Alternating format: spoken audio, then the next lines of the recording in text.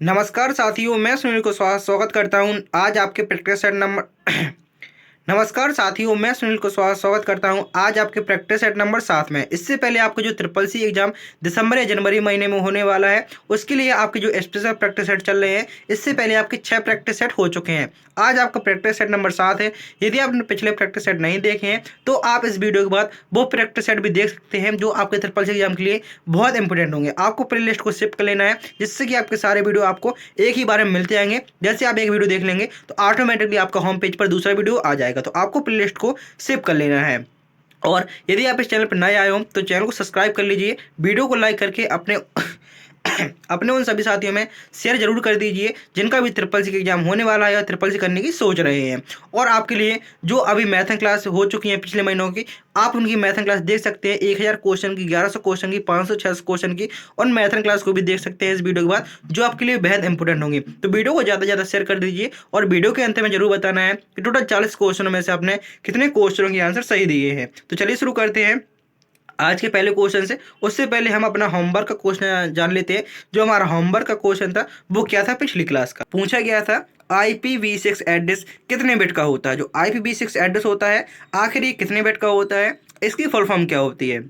तो जो IPv6 होता है इसकी फुल फॉर्म होती है इंटरनेट प्रोटोकॉल वर्जन 6। याद रखेंगे IPv6 की फुल फॉर्म क्या होती है। तो IPv6 की फुल फॉर्म होती है इंटरनेट प्रोटोकॉल वर्जन 6। आखिर ये कितने बिट का होता है, तो यह 128 बिट का होता है। याद रखेंगे कितने बिट का होता है, तो IPv6 एड्रेस 128 बिट का होता है। तो चलिए शुरू करते हैं आज के हम अपने पहले क्वेश्चन से। पूछा गया है क्वेश्चन नंबर 121 में। इससे पहले आपके 120 क्वेश्चन हो चुके हैं और इससे पहले आपके और भी क्वेश्चन हो चुके हैं जो आपके 1 नंबर से हैं, और ये आपकी एक सीरीज चलने वाली है जो आपकी लास्ट तक चलती रहेगी। पूछा गया है भारत में डिजिटल इंडिया अभियान कब प्रारंभ किया गया। भारत में जो डिजिटल इंडिया अभियान है आखिर इसका प्रारंभ कब से हुआ। तो भारत में जो डिजिटल इंडिया है इसका प्रारंभ हुआ था 2015 में। याद रखेंगे भारत में डिजिटल इंडिया अभियान कब प्रारंभ हुआ। तो भारत में जो डिजिटल इंडिया अभियान है यह प्रारंभ हुआ था सन 2015 में। ऑप्शन नंबर सी आपका यहाँ पर सही आंसर होगा।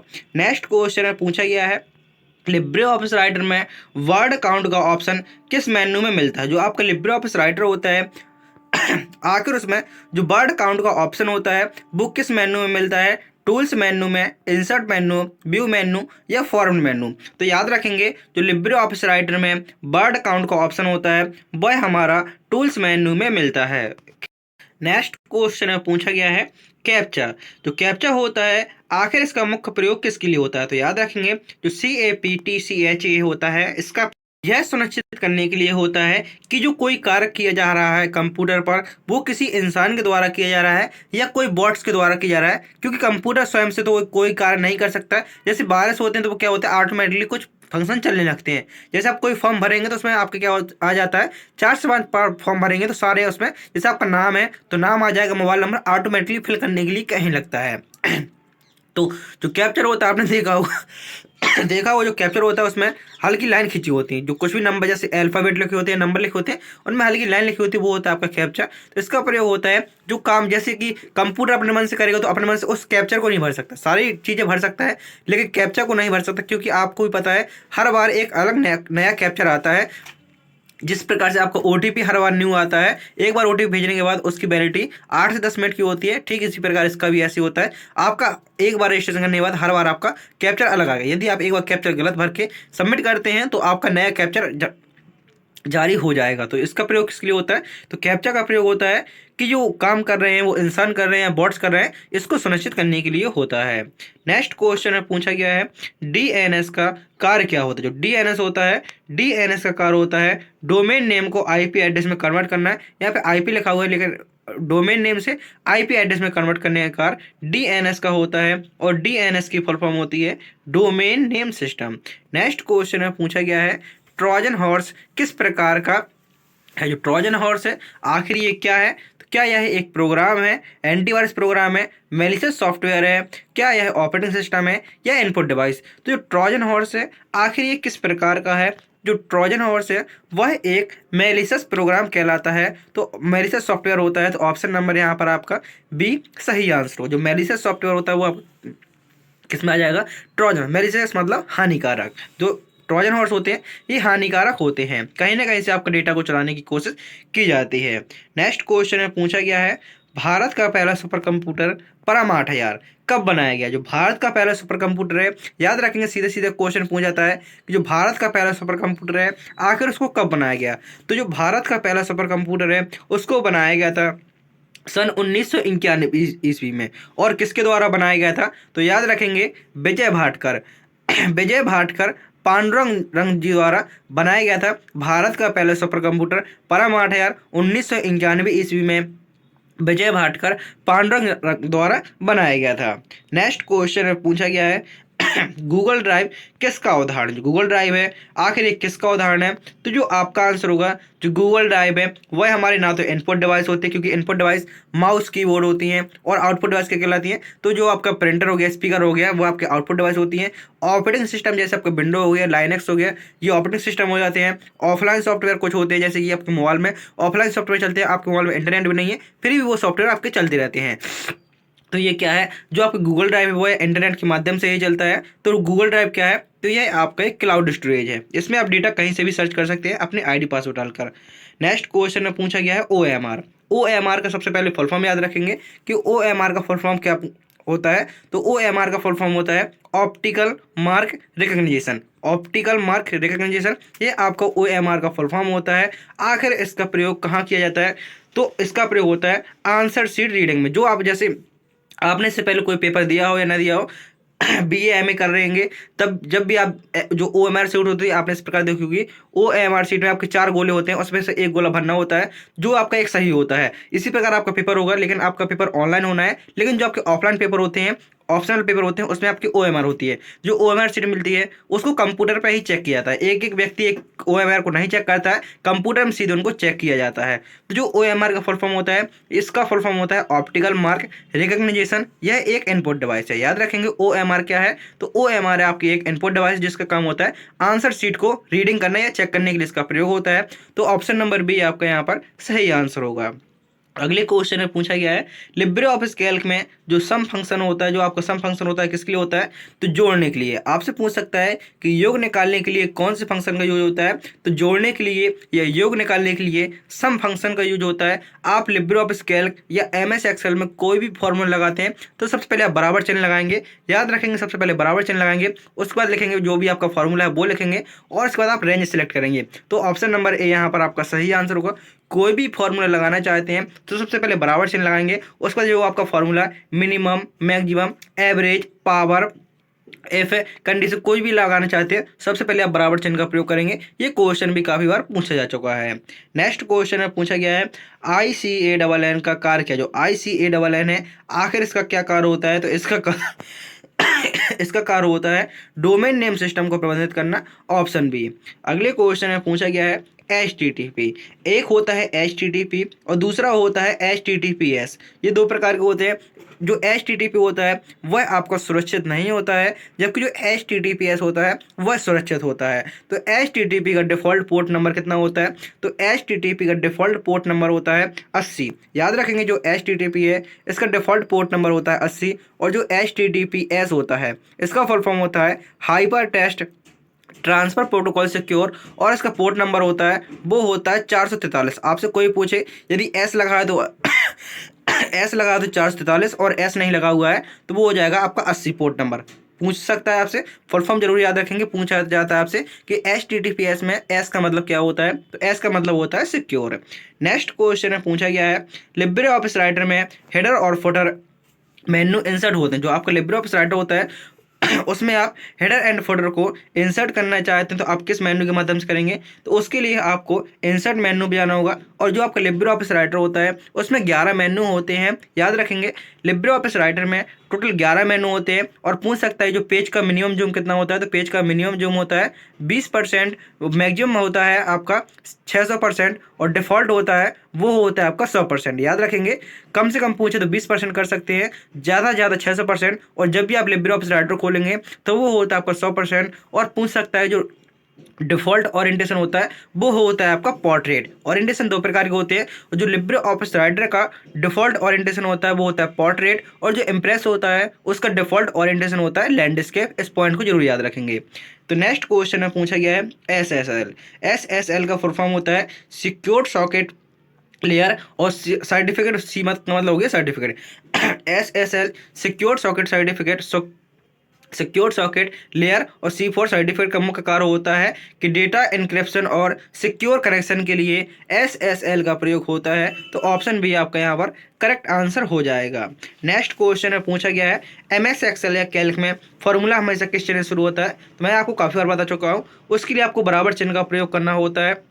दूसरा क्वेश्चन आपसे यहाँ बन जाता है कि जो डॉलर चिन्ह होता है किसके लिए प्रयोग होता है। जब आपको सेल को एब्सोल्यूट करना हो या मिक्स सेल करना हो, उसके लिए हम डॉलर चिन्ह का प्रयोग करते हैं। नेक्स्ट क्वेश्चन में पूछा गया है, यहाँ पर आप देखेंगे 4 शॉर्टकट की है और चारों को मैं आपसे बहुत अच्छे से बताने वाला हूँ।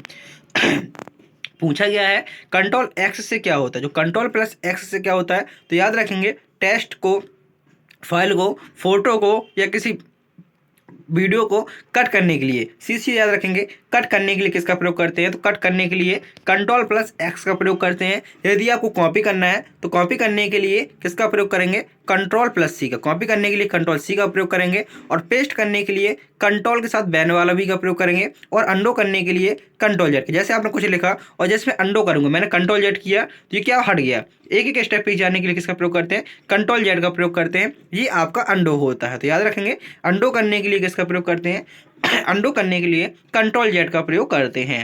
नेक्स्ट क्वेश्चन में पूछा गया है भारत सरकार का जो भीम ऐप है आखिर ये किससे संबंधित है। तो यह आपका डिजिटल पेमेंट से संबंधित है, और भीम ऐप की फुल फॉर्म होती है भारत इंटरफेस फॉर मनी। याद रखेंगे भीम की फुल फॉर्म क्या होती है, तो भीम की फुल फॉर्म होती है भारत इंटरफेस फॉर मनी। अगले क्वेश्चन में पूछा गया है अर्पानेट। इंटरनेट का जो प्रारंभिक, जो इंटरनेट है इसका पूर्ववर्ती या प्रारंभिक रूप किसे कहा जाता है, तो वो अर्पानेट को कहा जाता है। इंटरनेट का पूर्ववर्ती या इंटरनेट का प्रारंभ किससे हुआ था, तो अर्पानेट से हुआ था। आखिर अर्पानेट की फुल फॉर्म क्या होती है, तो अर्पानेट की फुल फॉर्म होती है advance research project agency network. याद रखेंगे अर्पानेट की फुल फॉर्म होती है advance research project agency network. और इसका प्रारंभ कब हुआ था, तो इसका प्रारंभ हुआ था सन 1969 में। याद रखेंगे जो अर्पानेट का प्रारंभ हुआ था वो 1969 में हुआ था। और आपसे पूछे कि फादर ऑफ इंटरनेट, तो फादर ऑफ इंटरनेट के रूप में बिंड सर्फ और रॉबर्ट कहन को जाना जाता है। याद रखेंगे बिंड सर्फ पहले नंबर पे आते हैं, जो ज़्यादा इंटरनेट का श्रेय जाता है उनको बिंड सर्फ को, और रॉबर्ट कहन द्वारा, और बकाया दोनों के द्वारा बनाया गया था। नेक्स्ट क्वेश्चन में पूछा गया है लिब्रे ऑफिस इम्प्रेस में स्लाइड मास्टर का प्रयोग किसके होता है। जो स्लाइड मास्टर होता है, ये क्वेश्चन आप देखें 3 से 4 क्वेश्चन आपके रिपीट होते हैं। जो आपका लिब्रे ऑफिस इम्प्रेस होता है इससे यही क्वेश्चन पूछा जाता है, या तो आपका स्लाइड मास्टर से आएगा, या आपका स्लाइड मास्टर हो गया, स्लाइड सॉर्टर हो गया। प्रेजेंटेशन शुरू करना है, बंद करना है, और इसका मिनिमम मैक्सिमम जूम कितना होता है, तो मिनिमम जूम होता है 5% और मैक्सिमम जूम होता है 3000%। याद रखेंगे जो आपका लिब्रे ऑफिस इम्प्रेस होता है उसका मिनिमम जूम होता है 5% और अधिकतम जूम होता है 3000% तक। और जो उसका ओरिएंटेशन होता है, जैसे बताया था ओरिएंटेशन 2 प्रकार के होते हैं। जैसे आपका मोबाइल है, या तो आप मोबाइल को हाथ में पकड़कर सीधे देखेंगे, या आप मोबाइल को टिका कर या लिटाकर देखेंगे। जो आप हाथ में मोबाइल सीधे पकड़े हुए हैं तो वो आपका पोर्ट्रेट साइज हो गया, और जब आपने लिटा के रख दिया पूरे फुल स्क्रीन पे आपका वीडियो चल रहा है तो वो आपका लैंडस्केप हो गया। तो ये होता है पोर्ट्रेट एंड लैंडस्केप। जो लिब्रे ऑफिस राइटर होता है वो हमेशा पोर्ट्रेट में खुलता है, और जो आपका स्लाइड होती हैं वो हमेशा किस में खुलती हैं, वो आपकी लैंडस्केप में खुलती हैं। आप इसको चेंज कर सकते हैं अपने इच्छा अनुसार, लेकिन डिफॉल्ट पूछता है कि डिफॉल्ट क्या होता है, तो इम्प्रेस में देखेंगे तो वो लैंडस्केप होता है डिफॉल्ट, और राइटर में क्या होता है, तो राइटर में पोर्ट्रेट डिफॉल्ट होता है। ओरिएंटेशन 2 प्रकार के होते हैं, portrait and landscape. Slide show को शुरू करने के लिए F5 का प्रयोग करते हैं, और बंद करने के लिए एस्केप बटन का प्रयोग किया जाता है। पूछा गया है कि स्लाइड मास्टर का प्रयोग किसके लिए होता है। जो स्लाइड मास्टर होता है उनका प्रयोग होता है बैकग्राउंड और लेआउट को डिजाइन करने को एक साथ। याद रखेंगे जो स्लाइड मास्टर होता है उसका कार्य होता है कि एक साथ सभी को देखेंगे और उनको एक क्रम में सुनिश्चित कर सकते हैं। उनका बैकग्राउंड और लेआउट डिजाइन एक साथ लागू करने के लिए किसका प्रयोग करेंगे, स्लाइड मास्टर का प्रयोग करेंगे। नेक्स्ट क्वेश्चन पूछा गया जैसे स्लाइड मास्टर सभी स्लाइड पर आपका एक जैसा बैकग्राउंड या डिजाइन लागू कर सकते हैं। MICR MICR का प्रयोग अक्सर मुख्यतः कहाँ होता है, इसकी फुल फॉर्म क्या होती है, तो MICR की फुल फॉर्म होती है मैग्नेटिक इंक कैरेक्टर रिकग्निशन। याद रखेंगे MICR की फुल फॉर्म होती है मैग्नेटिक इंक कैरेक्टर रिकग्निशन। मुख्यतः कहाँ प्रयोग होता है, तो जो आपका MICR है इसका प्रयोग मुख्यतः बैंक में किया जाता है। जो बैंक की चेक की प्रोसेसिंग किसके माध्यम से होती है, तो वह आपकी MICR के माध्यम से ही होती है। तो और यह आपकी एक इनपुट डिवाइस है। पूछ सकता है कि जो MICR है वह इनपुट डिवाइस है आउटपुट, तो MICR है वह एक इनपुट डिवाइस होती है। कंट्रोल जेट का कार्य क्या होता है, तो मैंने अभी बताया था। कंट्रोल जेट का प्रयोग किसके लिए होता है, तो अंडो करने के लिए कंट्रोल जेड का प्रयोग होता है। और रीडो करने के लिए पूछ सकता है तो रीडो करने के लिए कंट्रोल+Y का प्रयोग करते हैं। सेव करने के लिए कंट्रोल+S का प्रयोग करते हैं। और रिफ्रेश करने के लिए F5 का प्रयोग करते हैं। ये सारी शॉर्टकट कुंजी आपको सारी याद करते चलना है। तो यहाँ पर आपके 20 क्वेश्चन पूरे होते हैं। यदि आपने अभी तक वीडियो को लाइक नहीं किया तो वीडियो को लाइक करके चैनल को सब्सक्राइब कर लीजिए। आपके लिए इतनी मेहनत से डेली वीडियो अपलोड करते हैं। सिर्फ आपसे एक छोटी सी रिक्वेस्ट की जाती है कि आप वीडियो को ज़्यादा से ज़्यादा शेयर कर दें और चैनल को सब्सक्राइब जरूर कर लें। आपके लिए स्पेशल मैराथन क्लास भी आएंगी जो पिछले महीने में हो चुकी हैं। आप उनको मैराथन क्लास को देख लीजिए और आपके लिए भी मैराथन क्लास आएंगी। तो वीडियो को ज़्यादा से ज़्यादा शेयर करके चैनल को सब्सक्राइब कर लें। टोटल आपके 40 क्वेश्चन होने वाले हैं। तो वीडियो के अंत में जरूर बताना है कि टोटल 40 क्वेश्चन में से आपने कितने क्वेश्चनों के आंसर सही दिए हैं और आप यह वीडियो कहाँ से देख रहे हैं। पूछा गया है वाईफाई का फुल फॉर्म क्या है। जो वाईफाई है आखिर उसका फुल फॉर्म क्या होता है, तो वाईफाई का फुल फॉर्म होता है वायरलेस फिडेलिटी। याद रखेंगे वाईफाई का फुल फॉर्म क्या होता है, तो वाईफाई का फुल फॉर्म होता है वायरलेस फिडेलिटी। नेक्स्ट क्वेश्चन में पूछा गया है लिब्रे ऑफिस कैल्क में ऑटो सम बटन टूल बार में मिलता है। जो लिब्रे ऑफिस कैल्क होता है उसमें जो आपका ऑटो सम बटन है आखिर वो किस टूल बार में मिलता है, तो वो मिलता है आपका फॉर्मूला टूल बार में। याद रखेंगे जो आपका लिब्रे ऑफिस कैल्क होता है उसमें ऑटो सम मतलब होता है कि अपने मन से जो संख्याओं को योग निकाल देगा, वो आपका कहाँ मिलता है, तो वो मिलता है आपका फॉर्मेटिंग टूल बार में। याद रखेंगे जो आपके विकल्प होते जैसे आपको जो फॉर्मेटिंग एक होता है फॉर्मेटिंग टूल बार, एक होता है स्टैंडर्ड टूल बार। ये आपके मेन्यू के नीचे होते हैं। जो आपके 11 मेन्यू होते हैं उसके नीचे फॉर्मेटिंग बार होता है और स्टैंडर्ड टूल बार होते हैं। ये दोनों टूल बार उसके नीचे स्थित होते हैं। नेक्स्ट क्वेश्चन में पूछा गया है BPN का प्रयोग किसके लिए होता है। जो BPN होता है आखिर इसका फुल फॉर्म क्या होता है और इसका प्रयोग कहाँ होता है, तो BPN का फुल फॉर्म होता है वर्चुअल प्राइवेट नेटवर्क। BPN का फुल फॉर्म क्या होता है, तो BPN का फुल फॉर्म होता है वर्चुअल प्राइवेट नेटवर्क। और इसका प्रयोग किसके लिए होता है, तो BPN का प्रयोग होता है सिक्योर प्राइवेट नेटवर्क कनेक्शन के लिए। सिक्योर प्राइवेट नेटवर्क कनेक्शन के लिए BPN का प्रयोग होता है। और BPN की फुल फॉर्म होती है वर्चुअल प्राइवेट नेटवर्क। मतलब BPN शब्द मिले तो कहीं ना कहीं से सिक्योरिटी की बात की जाएगी, तो वहाँ पर आपका सिक्योर से हो जाएगा। अगले क्वेश्चन में पूछा गया है कंपाइलर का मुख्य कार्य क्या होता है। जो कंपाइलर होता है आखिर इसका मुख्य कार्य क्या होता है। जो आपके ट्रांसलेटर होते हैं वो 3 प्रकार के होते हैं। पहला होता है असेंबलर, दूसरा होता है आपका इंटरप्रेटर और तीसरा होता है कंपाइलर। जो आपका कंपाइलर होता है इसका कार्य होता है सोर्स कोड को मशीन कोड में कन्वर्ट करने का कार्य किसका होता है, तो वो होता है आपका कंपाइलर का। ठीक इसी प्रकार हाई लेवल लैंग्वेज को लो लेवल लैंग्वेज में कन्वर्ट करना वो आपका क्या होता है, वो आपके ट्रांसलेटर होते हैं। नेक्स्ट क्वेश्चन में पूछा गया है निम्नलिखित में से कौन सा इनपुट डिवाइस लाइट पेन से संबंधित है। जो आपका लाइट पेन से संबंधित है वो है आपका पॉइंटिंग डिवाइस। ऑप्शन नंबर यहाँ पर आपका ए सही आंसर होगा। और लाइट पेन क्या है, तो लाइट पेन आपकी एक इनपुट डिवाइस के अंतर्गत आ जाती है। अगले क्वेश्चन में पूछा गया है HTTP का फुल फॉर्म क्या होता है, तो मैंने अभी बताया था जो HTTP होता है उसका फुल फॉर्म होता है हाइपर टेक्स्ट ट्रांसफर प्रोटोकॉल। और यदि आपके में एस लगा मिल जाए तो एस का मतलब होता है सिक्योर। एस का मतलब क्या होता है, तो एस का मतलब होता है सिक्योर। और अभी मैंने दोनों के आपको पोर्ट नंबर बताए थे। जो HTTP का पोर्ट नंबर कितना होता है और HTTPS का पोर्ट नंबर कितना होता है दोनों पोर्ट नंबर को आपको कमेंट बॉक्स में बताना है। दोनों पोर्ट नंबर को आपको कमेंट बॉक्स में जरूर बताना है कि HTTP और HTTPS का पोर्ट नंबर कितना होता है। नेक्स्ट क्वेश्चन में पूछा गया है लिब्रे ऑफिस राइटर में टेबल को इंसर्ट करने के लिए क्या है। यदि आप लिब्रे ऑफिस राइटर में टेबल को इंसर्ट करना चाहते हैं तो आपको किसका प्रयोग करना होगा, तो टेबल को इंसर्ट करने के लिए Ctrl+F12 शॉर्टकट कुंजी का प्रयोग किया जाता है। लिब्रे ऑफिस राइटर में टेबल को इंसर्ट करने के लिए Ctrl+F12 शॉर्टकट कुंजी का प्रयोग होता है। उमंग ऐप किससे के लिए है। जो उमंग ऐप है आखिर भारत सरकार में उमंग ऐप का प्रयोग किसके लिए होता है, तो उमंग ऐप का प्रयोग होता है सभी सरकारी सेवाओं को डिजिटल रूप में उपलब्ध कराना। याद रखेंगे उमंग में आपसे पूछा जाता है कि उमंग में सिर्फ एन का मतलब हमेशा से पूछा आया है कि उमंग में एन का मतलब क्या होता है, तो एन का मतलब होता है न्यू एज। एन का मतलब होता है न्यू एज। पूछ सकता है कि भारत सरकार की जो उमंग ऐप किस संबंधित है, तो ये आपके सभी सरकारी सेवाओं को डिजिटल रूप से उपलब्ध कराना ये इसका मुख्य उद्देश्य है।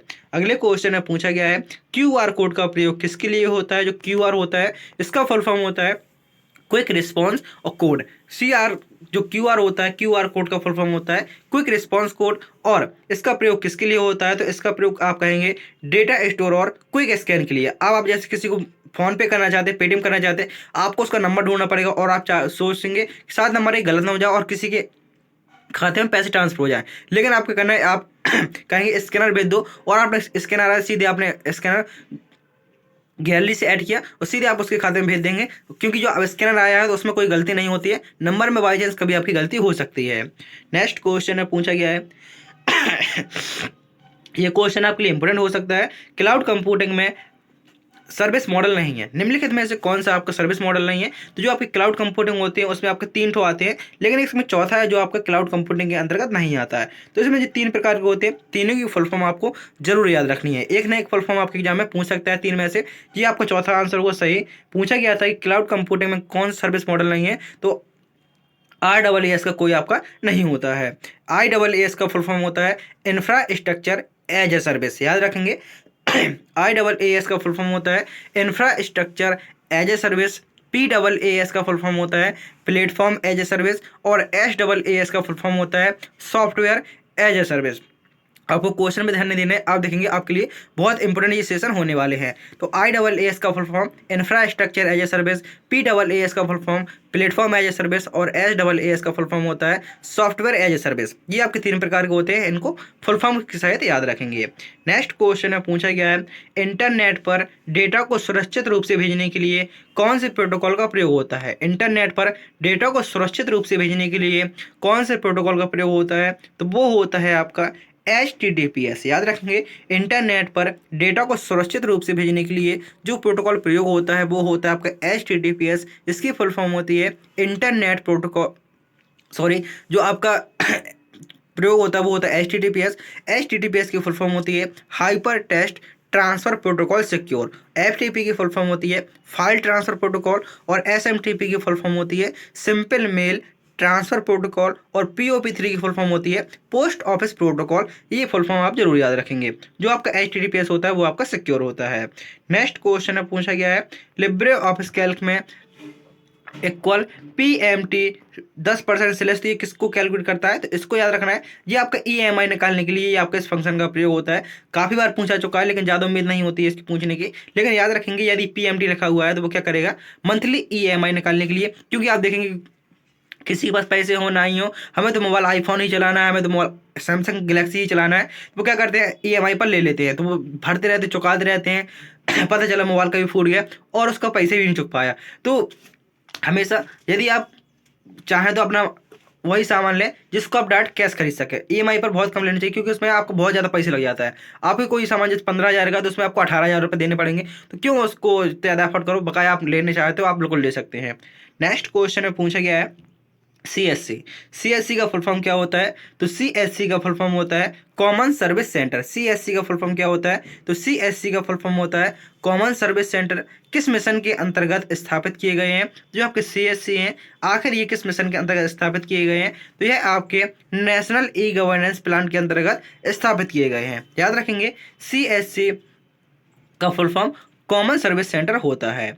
अगले क्वेश्चन में पूछा गया है लिब्रे ऑफिस राइटर में मेल मर्ज का उद्देश्य क्या है? तो मेल मर्ज का उद्देश्य होता है एक ही डॉक्यूमेंट को कई रिसिपिएंट के लिए पर्सनलाइज करना। मतलब क्या होता है, जैसे आप कोई एक डॉक्यूमेंट बनाया और आप चाहते हैं उसको बहुत सारे लोगों तक मेल करना है, भेजना है, उसके लिए किसका प्रयोग करेंगे? तो उसके लिए हम मेल मर्ज का प्रयोग करेंगे। नेक्स्ट क्वेश्चन में पूछा गया है आर्टिफिशियल इंटेलिजेंस का मुख्य बड़ा उद्देश्य क्या है? जो आर्टिफिशियल इंटेलिजेंस है आपसे पूछ सकता है कंप्यूटर टोटल 5 पीढ़ी हुई हैं। पहली पीढ़ी में कौन सी तकनीक का प्रयोग किया गया था? तो पहली पीढ़ी में वैक्यूम ट्यूब, दूसरी में ट्रांजिस्टर, तीसरी पीढ़ी में IC चिप, चौथे में माइक्रो प्रोसेसर और जो आपकी 5वीं पीढ़ी थी उसमें आपका AI का फुल फॉर्म होता है आर्टिफिशियल इंटेलिजेंस। इसका प्रयोग किसके लिए होता है? तो ह्यूमन लाइज मेक डिसीजन, लोगों की तरह डिसीजन लेने के लिए इसका प्रयोग हुआ था। तो AI का फुल फॉर्म होता है आर्टिफिशियल इंटेलिजेंस। आप देखेंगे वर्तमान में इसका बहुत ही ज़्यादा प्रयोग हो रहा है। आप ChatGPT और गूगल जेमिनी जैसे यूज तो कर ही रहे होंगे। आप जो भी कहते हैं विदिन सेकंड आपको इसका आंसर रिप्लाई आपको मिलता है। आप इसमें लाइव बात भी कर सकते हैं। आप जैसे गूगल जेमिनी पे जाएंगे और आप उसमें अपनी घंटों बात कर सकते हैं। जैसे आप वीडियो कॉल पे बात करना चाहेंगे उससे, तो आपको वीडियो के मतलब जो भी आप दिखाएंगे वो बता देगा। जैसे आपके सामने टमाटर या गोभी रखा हुआ है और आप वीडियो चैट डाउन स्टार्ट कर लेंगे और आप उससे पूछेंगे ये क्या है, तो वो तुरंत बता देगा ये टमाटर है, फिर बताएगा क्या आप टमाटर की सब्जी खाना चाहते हैं। मतलब कहने का वो आपको बहुत ही अच्छी तरीके से बात करेगा और बहुत ही आप जैसे अकेला फील करें तो आप इनका यूज कर सकते हैं। नेक्स्ट क्वेश्चन पूछा गया है क्वेश्चन नंबर 156 में आईपी क्लास, जो आईपी एड्रेस होता है, आईपी क्लास में आपको एक एड्रेस दिया हुआ है 172.16 डॉट क्लास, जो आखिरी किस क्लास का है। तो मैंने ये क्वेश्चन आपको 2 क्लास में पहले करा ही दिया है।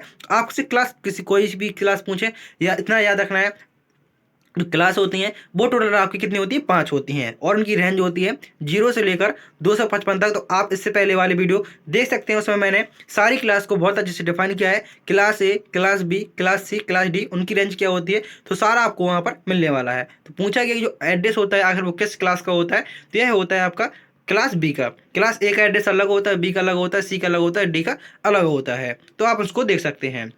अगले क्वेश्चन में पूछा गया है लिब्रे ऑफिस इम्प्रेस में स्लाइड सॉर्टर व्यू का प्रयोग किसके लिए होता है। जो लिब्रे ऑफिस इम्प्रेस होता है आखिर समय जो स्लाइड सॉर्टर व्यू होता है इसका प्रयोग होता है स्लाइड को अरेंज करने के लिए, स्लाइड को ऑर्डर में मैनेज करने के लिए किसका प्रयोग होता है, तो स्लाइड को ऑर्डर में मैनेज करने के लिए स्लाइड सॉर्टर व्यू का प्रयोग होता है। नेक्स्ट क्वेश्चन यूपीआई, याद रखेंगे यूपीआई की फुल फॉर्म क्या होती है, तो यूपीआई की फुल फॉर्म होती है यूनिफाइड पेमेंट इंटरफेस। यूपीआई की फुल फॉर्म होती है वो होती है आपकी यूनिफाइड पेमेंट इंटरफेस का डेवलपमेंट किस संस्था ने किया। तो जो यूपीआई है इसका development NPCI national payment corporation of India के द्वारा इसका डेवलपमेंट किया गया था। ये फॉर्मूला आपसे काफ़ी बार पूछा जा चुका है और आपकी एग्जाम में पूछे जाने की संभावना है कि बी लुकअप का प्रयोग क्या करता है। जो बी लुकअप होता है आखिर ये क्या करता है, तो जो आपका बी लुकअप होता है वो उसका कार्य होता है वर्टिकल डेटा को खोजने के लिए। जो वर्टिकल डेटा होता है वो होता है खड़े हुए लाइन मतलब कॉलम में डेटा को खोजने के लिए। तो यहाँ पर आप देखेंगे जो 1 से 1 लिखा हुआ है और ये आपका कॉलम का एड्रेस है, ये आपकी पूरी सीट है और लिखा हुआ ये तीसरे कॉलम है और ये लिखा हुआ है फॉल्स। तो ये क्या करेगा, तीसरे कॉलम की वैल्यू को लौटाएगा जहां पर पहला कॉलम क्या होगा, जहां पर आपका पहला कॉलम 101 होगा। जो ये कॉलम है जी कॉलम 101 है और मतलब जो कॉलम में लिखा हुआ 101 उसको लौटाएगा। कॉलम कौन सा होगा, कॉलम आपका 3 होगा। जैसे आपने लिखा 105 100, जैसे यहाँ पर हम लिखते हैं 1 2 3 4 5 101 यहाँ आ गए। कॉलम कौन सा, कॉलम हमारा तीसरा है और जो 100 जो 1 लिखा हुआ है यहाँ पर इसमें एड्रेस में जिसका भी नाम लिखा होगा उसको वो वैल्यू पूरी लौटा देगा। तो ये आपका बी लुकअप होता है, वर्टिकल डेटा को खोजने के लिए बी लुकअप का प्रयोग करते हैं। और यदि आपसे पूछे कि जो एच लुकअप का प्रयोग किसके लिए होता है, तो हॉरिजॉन्टल डेटा को खोजने के लिए एच लुकअप का प्रयोग होता है। नेक्स्ट क्वेश्चन और यह आपका लास्ट क्वेश्चन है, पूछा गया है क्लाउड कंप्यूटिंग में IaaS का फुल फॉर्म क्या होता है। तो मैंने आपको बताया था, इसका आंसर आप सभी को कमेंट करना है। क्या होता है, internet as a service, infrastructure as a service, information as a service या इंटीग्रेशन एज ए सर्विस। तो अभी अभी मैंने इसका फुल फॉर्म बताया था, तो आप सभी इसको कमेंट बॉक्स में जरूर बताएंगे। ये आपका लास्ट क्वेश्चन है। यदि आपने अभी तक वीडियो को लाइक नहीं किया तो वीडियो को लाइक करके चैनल को सब्सक्राइब कर दीजिए, वीडियो को ज़्यादा से ज़्यादा शेयर करें। थैंक यू, टेक केयर, पढ़ाई अपनी तैयारी में लगे रहिए। अब आपके पास ज़्यादा समय नहीं बचा हुआ है, मिलते हैं अगले प्रैक्टिस सेट में। तब तक के लिए जय हिंद, जय भारत, वंदे मातरम।